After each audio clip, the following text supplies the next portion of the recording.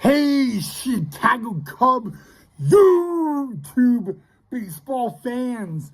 Hope all you guys are having a great Hoop Day / Wednesday night, guys. Isn't it crazy that it is already Hoop Day, aka Wednesday?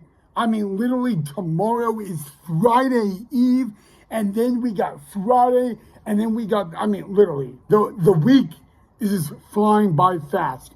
But anyway, guys, we got a lot to talk about because today was game 3 of the best of 5 in the NLDS between the Chicago Cubs, our Chicago Cubs, and the Milwaukee Brewers from Wrigley Field.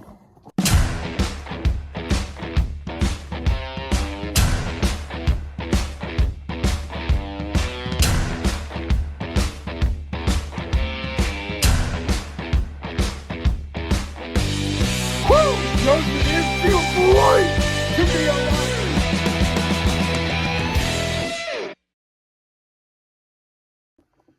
Well, guys, tonight the Cubs were down 0 games to 2 in the best of 5 in the NLDS, which means today's game, the Chicago Cubs, the 2025 Chicago Cub postseason was on the line. It was do or die for the Chicago Cubbies this afternoon at the friendly confines, guys, and it was a pretty good pitching matchup.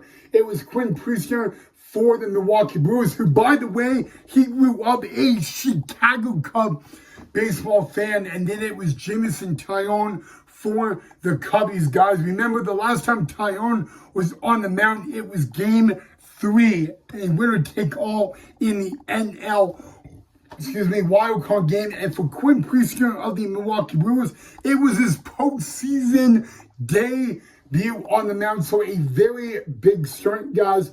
And the question is, would the Milwaukee Brewers have the brooms out tonight, or would the Chicago Cub season force a game 4 tomorrow evening in Chicago? Well, guys, the Milwaukee Brewers, they started off the top of the first inning on a roll. I mean, they would get a leadoff double by Christian Yelich. And yes, guys, the Milwaukee Brewers game 3 lineup was a little bit different than game 1 and 2. Instead of Jackson Churio leading off, it was Christian Yelich, guys. And like I said, guys, he would begin the game with a lead-off double. It was already getting bad news for the Cubbies, guys. And they would send 6 men to the plate, but it was kind of a win-win. Because sending 6 men to the plate for Milwaukee, they would only score 1 run. But what was really interesting in the top of the first was a pop-up. Now, this pop-up would usually be infield fly rule, right? And the batter would automatically be out. Well, that was not the case this afternoon. And, knowing the time of the game, that was going to be a really big question in the game. Was the pop-up shadows? So basically, guys, what happened is it would boing right in front. And again, guys, when you were playing this time of the year at the friendly confines, the shadows are always a challenge. And you know what, guys? Craig Counsell, Cubs manager Craig Counsell, he wanted to know why there was no infield fly rule called. And you know what, guys? Like I said, Milwaukee sent 6 men up to the plate in the top of the first. They only scored 1 run, which, by the way, that's a win-win, right? Well, guys, it wouldn't take long for the Cubbies to answer. The very first batter of the game, bottom of the first 4, the Chicago Cubbies, Michael Busch, boom!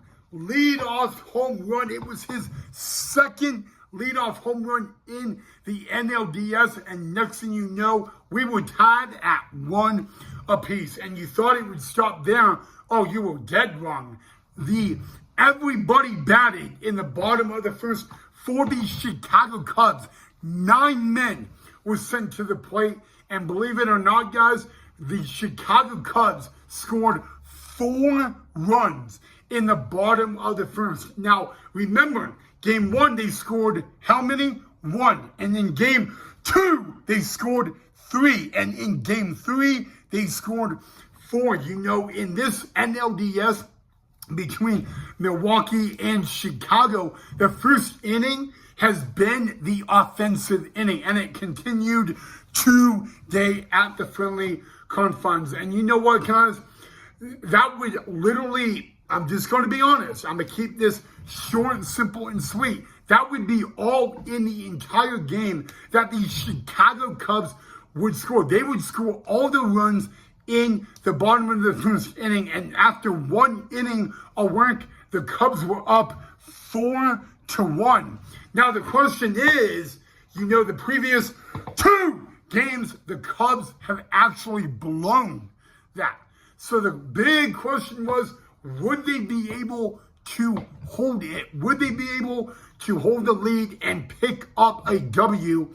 And you know what, guys? It got really interesting real fast. But I want to keep this short, simple, and sweet, guys. The Cubbies barely escaped Chicago on a day Wednesday evening by the skin of their teeth. But at the end of the night on day, the Cubs win on day night, and they beat Milwaukee 4-3. Guys, you guys can fly the W because he's Chicago.